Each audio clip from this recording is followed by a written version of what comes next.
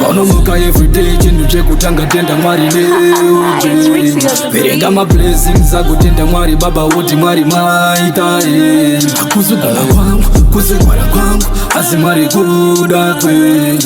Chipo chete chatofanira kutenda kuna Mwari Baba cheupe.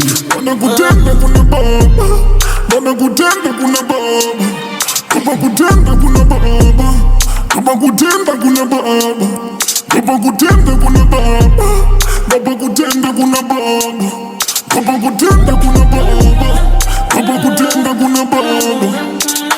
Mwari nasi, nakutenda Mwari nasi, Mwari nasi, nakutenda Mwari nasi. Chidiki izvozvo ndoda kutenda, Mwari makatipasha Mwari ndoda kutenda.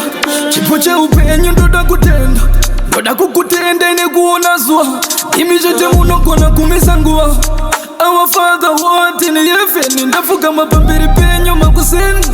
Zita raBaba neremwanakomana neremweya mutsvene, amen. Ndaisa muchinjiko mitatu, ndadanidzira zita renyu katatu.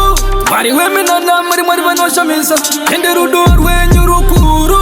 Bana kutenda kuna Baba, bana kutenda kuna Baba, baba kutenda kuna Baba, baba kutenda kuna Baba, baba kutenda kuna Baba, baba kutenda kuna Baba, baba kutenda kuna Baba, baba kutenda kuna Baba. Pese paunomuka everyday chinhu chekutanga tenda Mwari neupenyu. Verenga mablessings akutenda Mwari Baba woti Mwari maita. Hakuzugona kwangu, kuzingwara kwangu, asi Mwari kuda kwenyu. Chipo chete chatofanira kutenda kuna Mwari Baba cheupenyu. Baba